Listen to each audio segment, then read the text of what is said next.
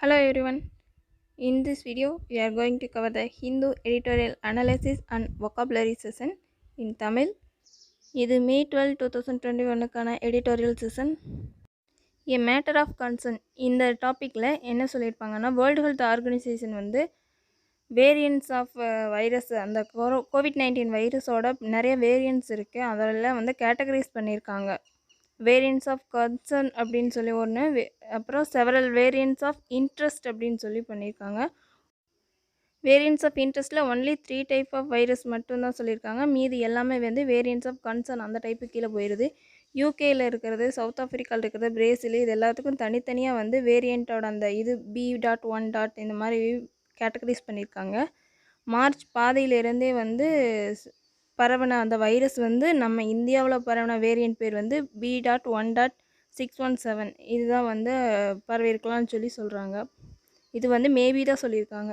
இன்னும் 2 type of அந்த virus பற்றி நேம் மென்ஷன் பண்ணியிருப்பாங்க, E4842 அண்டு L452F அப்படின்னு. மகாராஷ்டிரா டபுள் மியூட்டன்ட்டான அந்த வைரஸ் வந்து கண்டறியப்பட்டிருக்குன்னு ஒரு அமைப்பு சொல்கிறாங்க. ட்ரிபிள் மியூட்டன்ட்டான வைரஸ் வந்து P614R அப்படின்னு சொல்லியிருக்காங்க. 20% ஆஃப் கேஸ் இன் மகாராஷ்டிராவில் வந்து கன்சிஸ்டண்டாக இந்த டைப் ஆஃப் வேரியன்ட்ஸில் தான் கண்டறியப்பட்டிருக்கு.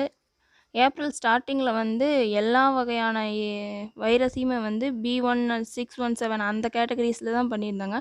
அதுக்கப்புறம் யூகே வந்து வைரஸ் எல்லாம் லேபிள் பண்ணியிருந்தாங்க, அவங்க ஒரு லிஸ்ட் பண்ணியிருந்தாங்க. அதை பார்த்ததுக்கப்புறம் தான் மறுபடியும் நிறைய டைப் ஆஃப் வைரஸ் இருக்குதுன்னு நமக்கு தெரியுது. இப்போ வரைக்கும் இந்தியாவில் யூஎஸோட சிடிசி அல்லது பப்ளிக் ஹெல்த் இங்கிலாந்து அந்த அமைப்பு அளவுக்கு வந்து நம்ம வைரஸ் எல்லாம் வந்து கேட்டகரைஸு வேரியன்ட்ஸ் எல்லாம் பிரித்து பார்க்கல. அவங்க அந்த அளவுக்கு பார்த்துட்ருக்காங்க. வேக்சின் கம்பெனி தான் வந்து ரெஸ்பான்சிபிலிட்டி, அந்த வேக்சின் கெப்பாசிட்டி எஃபெக்டிவ் எந்த அளவுக்கு இருக்குது அப்படிங்கிறதுக்கு அந்த வேக்சின் தயாரிக்கிற கம்பெனி தான் வந்து ரெஸ்பான்ஸ்னு சொல்லியிருக்காங்க. இந்த வைரஸ் வந்து வந்தவங்களுக்கே திரும்ப வருது, அண்டு டபுள் வேக்சின் போட்டு இனாக்குலேட் பண்ண அவங்களுக்கும் வந்து திரும்ப வருது. அதனால் வந்து பீப்புள் வந்து அலர்ட்டாக இருக்கணும்னு சொல்லியிருக்காங்க. வேக்சினேஷன் வந்து இம்பார்ட்டன்ட், அதுதான் வந்து நமக்கு ரொம்ப முக்கியமான பாதுகாப்பு கவசமே வந்து நமக்கு வேக்சின் தான் அப்படிங்கிறாங்க. ஆனால் வேக்சின் போட்டால் அது வந்து மேஜிக் பில் கிடையாது, அதாவது முழுசுமே அதுவே க்யூர் பண்ணிடாது அப்படிங்கிறாங்க. வேர்ட்ஸ் பார்க்கலாம். ஃபர்ஸ்ட் வேர்டு வந்து potential. Potential it's a adjective having or showing the capacity to develop into something in the future.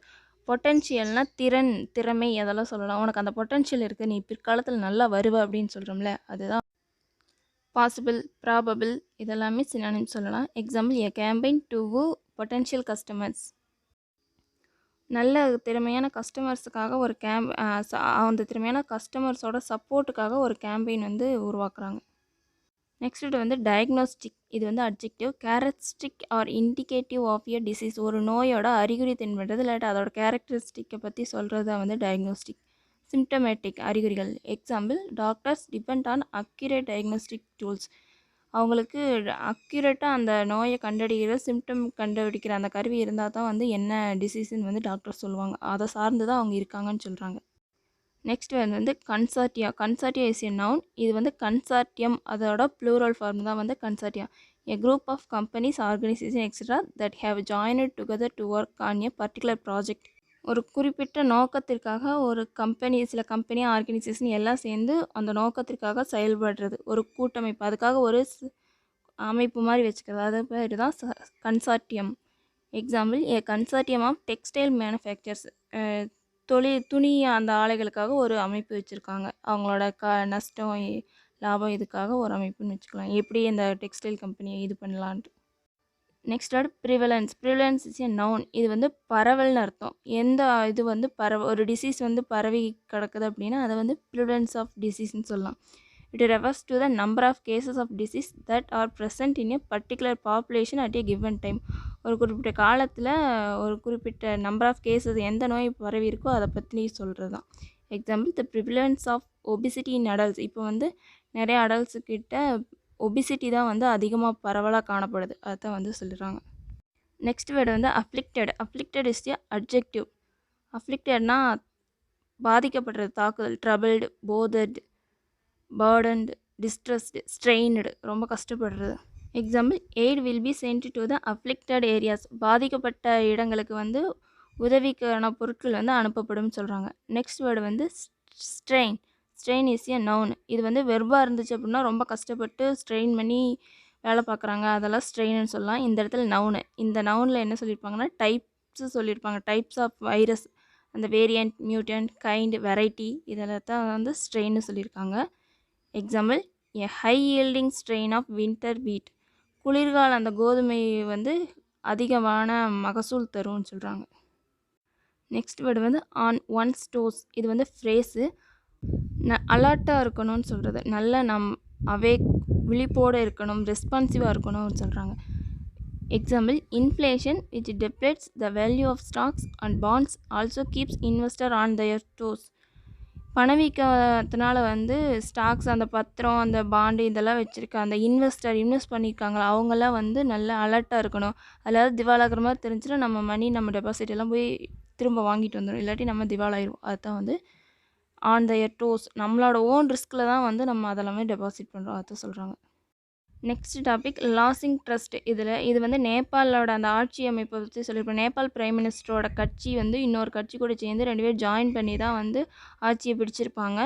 இதில் அந்த அவங்களோட கூட்டாக இருந்த இன்னொரு கட்சி வந்து அவங்கக்கிட்ட இருந்து விலகி வேறு கட்சியில் போய் ஜாயின்ட் ஆகிற மாதிரி விலகி போயிட்டாங்க. அதனால் இந்த கேபி சர்மா ஒலி, அவங்க அப்படி பிரைம் மினிஸ்டர் கேபி சர்மா ஒலியோட கட்சி வந்து பெரும்பான்மை இழந்துருச்சு.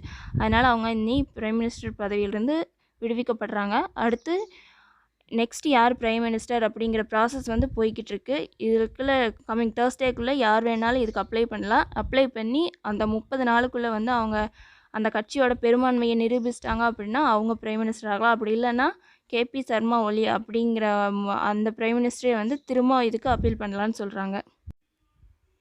செகண்ட் வேவ் கோவிட்-19 அந்த வைரஸ் வந்து இந்தியா மட்டும் இல்லாமல் பக்கத்தில் இருக்கிற நேபாள்லேயும் வந்து நிறையா அஃபெக்ட் ஆகிருக்குது. ஆக்சிஜன் ஷார்ட்டேஜ் இருக்குது, டெய்லி கேஸ் இன்க்ரீஸ் ஆகுது, டெத்தெல்லாம் இன்க்ரீஸ் ஆகிட்டு வருது. அதனால் வந்து அவங்க கவர்மெண்ட் வந்து நல்ல ரூல் பண்ணணுன்னு வேறு ஆட்சி அமைஞ்சால் நல்லாயிருக்கும்னு எதிர்பார்க்குறாங்க. யாருக்கு எத்தனை ஆதரவாளர்கள் இருக்கிறாங்க அப்படின்னு ஒரு சில டேட்டாஸ் கொடுத்துருப்பாங்க, பார்த்துக்கோங்க. யார் யார் எந்தெந்த கட்சி என்னென்ன டைட்டிலில் இருக்காங்க, எவ்வளோ சீட்ஸ் இருக்குது, அதெல்லாம் பற்றி சொல்லியிருப்பாங்க. இந்த டாபிக் கேட்ட என்னென்ன வேர்ட்ஸ் இருக்குது அப்படின்னா இன்ட்ரிகியிங், இது வந்து அட்ஜெக்டிவ். இன்ட்ரெஸ்டிங், ஃபேசினேட்டிங், அரோசிங், கம்பெல்லிங் இதெல்லாம் சினானிம்ஸ் சொல்லலாம்.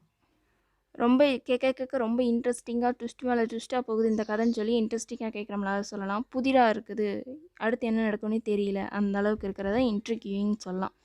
வேர்டு எக்ஸாம்பிள் வந்து வாட் அண்ட் இன்ட்ரிகியிங் ஸ்டோரி, என்ன ஒரு இன்ட்ரெஸ்டிங்கான கதை அப்படிங்கலாம். நெக்ஸ்ட் வேர்டு வந்து ஸ்டெட்வாஸ்ட்லி, இது வந்து adverb. Firmly, resolutely, single minded. அதாவது ஒருத்தவங்கள ஒரு மைண்ட் செட்லேருந்து வேறு ஒரு மைண்ட் செட்டுக்கு மாற்றவே முடியாது. அவங்களோட மைண்ட் செட்டில் வந்து அவங்க ரொம்ப உறுதியாக ஸ்ட்ராங்காக இருக்கிறது. She steadfastly refused to speak, அவள் உறுதியாக பேச மறுத்து விட்டாள் அப்படிங்கிறாங்க. 2 ஃப்ரேஸ் கொடுத்துருக்காங்க. ஃபஸ்ட்டு ஃப்ரேஸ் வந்து ரைஸ் டு த அக்கேஷன். இது phrase to try hard or make every effort to overcome a difficult situation successfully. ஒரு டிஃபிகல்ட்டான சுச்சுவேஷன் இருக்குது, அந்த சூழ்நிலையை வந்து நம்ம ஓவர் கம் பண்ணி வர்றதுங்கிறதுக்காக ரொம்ப கடுமையாக முயற்சி பண்ணுறது.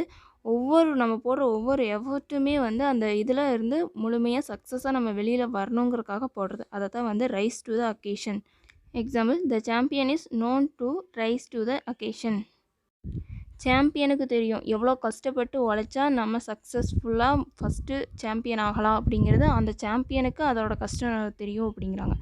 நெக்ஸ்ட்டு வந்து pick or take up the cudgels, இதுவும் ஃப்ரேஸ் தான். Start to defend or support someone or something strongly. ஒருத்தவங்களுக்காக அவங்க சைடு, இப்போ 2 டீம் வந்து ஃபைட் பண்ணுறாங்க அப்படின்னா நம்ம ஒரு சைடு இருக்கவங்களுக்காக சப்போர்ட் பண்ணி அவங்களுக்காக வந்து ஆப்போனன்ட் டீம் கூட ஃபைட் பண்ணுறது. ஃபைட், பேட்டில், அஜிடேட் இதெல்லாம் சொல்லலாம். Example, she would not take up the cudgels of such a battle. அந்த சண்டைக்காக இவ இந்த மாதிரி ஒரு ஃபைட் பண்ணதே இல்லை அப்படிங்கிறாங்க. நெக்ஸ்ட் வந்து ராவேஜ். இது வந்து ராவேஜ் அப்படின்னா verb. Devastated, ruin, destroy, break, havoc on, damage. அதாவது அழித்தல்னு அர்த்தம். The forest was ravaged by fire. நிறைய காட்டுத்தீ பரவுனதுனால இது வந்து ஃபாரஸ்ட் எல்லாம் அழிஞ்சு போச்சு அப்படிங்கிறாங்க. நெக்ஸ்ட் வேர்டு வந்து onslaught. Onslaught is a noun. Very powerful attack, incursion, invasion. படையெடுப்பு, தாக்குதல், ஊடுருவுதல் இதெல்லாமே சொல்லலாம். ஆன்ஸ்லாட் அப்படின்னா சடனாக அட்டாக் பண்ணுறது, அதான். ரொம்ப பவர்ஃபுல்லாக. The onslaught continued into the second half. இரண்டாம் பகுதியிலையும் வந்து இந்த தாக்குதல் வந்து கண்டினியூ ஆகிட்டே இருக்குது அப்படிங்கிறாங்க. Today session is over. If you like this, please like, share, comment and subscribe. Thank you for watching my video. Tata, bye bye, see you.